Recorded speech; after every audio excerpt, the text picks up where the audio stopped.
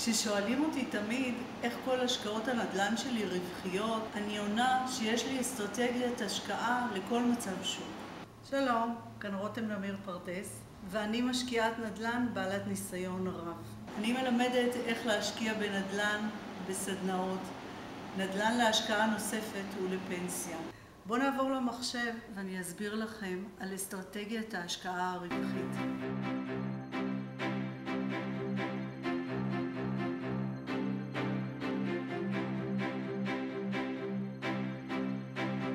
אוקיי, אז עברנו למחשב. השאלה שלנו היום, האם עכשיו זהו זמן טוב להשקיע בנדל"ן? והשאלה הזאת נשאלת בעקבות מחאת האוהלים, גזירות של משרד האוצר והממשלה והמצב הרעוע של השווקים, שממש בימים אלה אנחנו חווים נפילות בעולם. אצלנו המצב מאוד לא ברור, ואנחנו, שאלה שעולה, האם כדאי להשקיע עכשיו או לא. אנחנו נענה על השאלה היום, איך אפשר, מה האסטרטגיה הנכונה של ההשקעה כאשר השוק במגמת עלייה, מה האסטרטגיה הנכונה כאשר השוק במגמת ירידה, ואני אתן לכם גם פרטים על הסדנה שנפתחת ב7 לספטמבר, אז בואו ניכנס לזה. פה אני רוצה בשקף הראשון להסביר לכם איך מתנהג שוק כלכלי. שוק כלכלי לרוב מציגים אותו במגמת עלייה, ואתם רואים שהקו הירוק בעצם מסמן את המגמה שהיא עולה, כאשר הקו האדום הוא השוק. יש לו עליות, הוא מתחיל בעלייה, הוא מגיע לאיזשהו שיא, ואז יש ירידה, שזה נקרא לפעמים תיקון. דרך אגב, מי שמתעסק בשוק ההון רואה הרבה גרפים מהסוג הזה, ושוב הוא מתקן למטה וממשיך את העלייה למעלה, עושה עוד שיא, יורד למטה שוב, תיקון ועולה.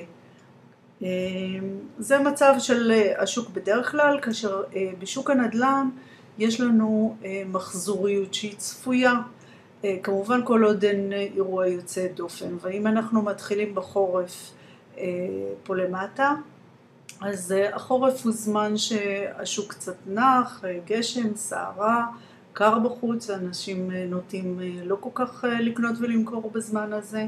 מגיע האביב, יש התעוררות, השמש יוצאת, השוק מתחיל לעלות. בקיץ, שזה רוב העליות מתרחשות בקיץ, חודשי יולי ואוגוסט הם החודשים הכי חמים.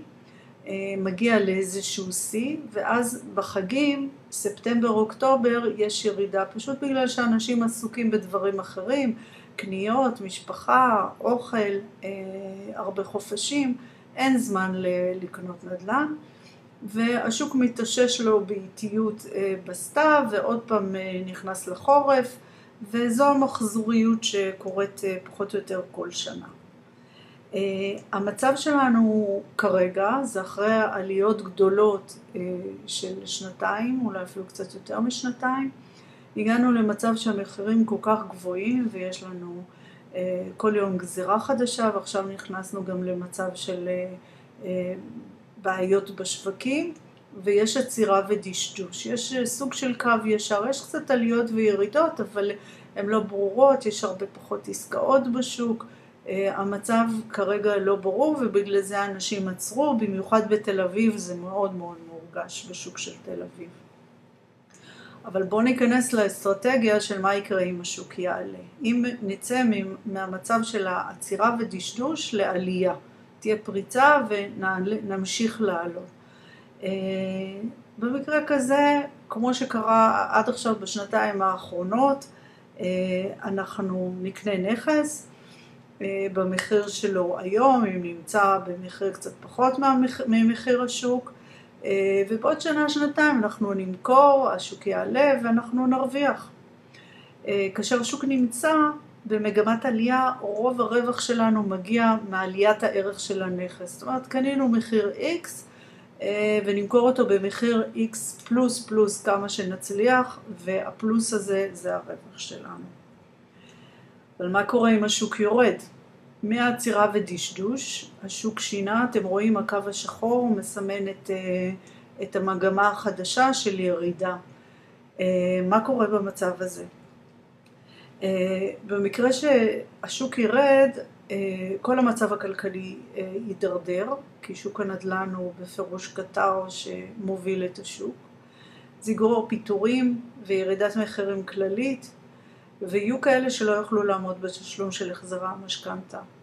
הרבה יהיו חייבים למכור מסיבות שונות. אבל אם מיצבת את עצמך נכון בשוק, זאת אומרת שיש לך כסף מזומן, זה יהיה הזמן לקנות ובזול. זאת אומרת, בואו ניקח דוגמה. מחיר השוק עכשיו, כרגע, בזמן העצירה והדשדוש הוא 450,000. עקב ירידת המחירים, המחיר ירד ל-400,000, זאת אומרת, המחיר השוק החדש הוא 400,000, אבל אנחנו מצאנו מישהו לחוץ, מישהו שהיה חייב להיפטר מהנכס שלו מכל מיני סיבות, בגלל המצב הכלכלי, בגלל שהיה צריך לחתן את הבת שלו והיה צריך כסף, כל מצב שהוא, אנחנו מצאנו מוכר לחוץ, והוא היה מוכן לרדת אפילו יותר, קנייה מתחת למחיר השוק, וקנינו את הנכס ב-310,000 שקל. מה שאומר שכבר פה יש לנו רווח, זאת אומרת אנחנו מחר יכולים להוציא את אותו נכס ב-400,000, אבל יש לנו פה עוד דבר. הרווח העיקרי בזמן שפל כלכלי מגיע מסחירויות, ובוא אני אסביר למה. במצב של שפל כלכלי ישנם אנשים שמאבדים את ביתם בגלל הקושי להמשיך ולשלם את המשכנתא. אחרים לא קונים מחוסר מזומנים וקשיים בקבלת משכנתא. לכן הביקוש לסחירויות עולה.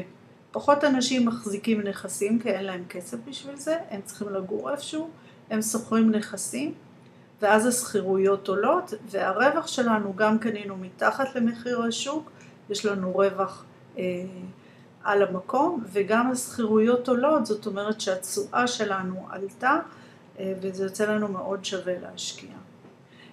לאורך זמן צריך לזכור שהשוק תמיד בעלייה, תנסו לחשוב כמה עלו נכסים לפני 20 שנה ומה המחיר שלהם היום, השוק תמיד בעלייה, ולמרות שפה השוק עשה ירידה מאוד גדולה, בסופו של דבר הוא חוזר לעליות, אתם רואים שהקו הירוק מסמן את העלייה לאורך זמן.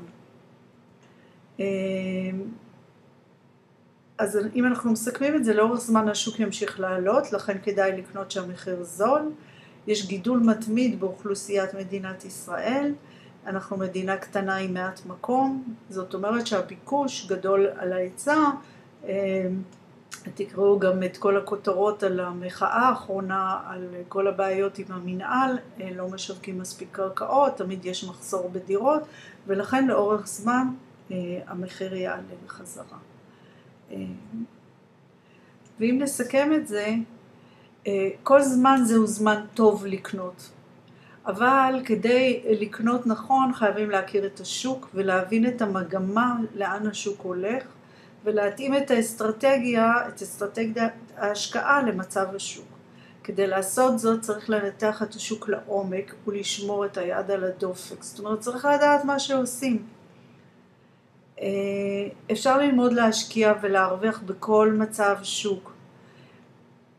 בסדנה אנחנו נלמד שאין זמן יותר טוב מעכשיו להשקיע בנדל"ן, זאת אומרת שכל זמן הוא זמן טוב. נלמד מגמה, ניתוח שוק ואיך להרוויח בכל מצב מהשקעות נדל"ן. מפני שאתה לא יכול להרשות לעצמך שלא להבטיח את עתידך הכלכלי. כל הפרטים על הסדנה נמצאים פה למטה. אתם מוזמנים לקרוא, להתקשר אליי אם אתם רוצים, אם יש לכם שאלות, ולהירשם לסדנה. מתחילה ב7 לספטמבר בתל אביב, זה יום רביעי. אז תודה שהקשבתם, אני מקווה שלמדתם מזה משהו שזה הועיל לכם, ואנחנו נתראה בווידאו הבא. ביי.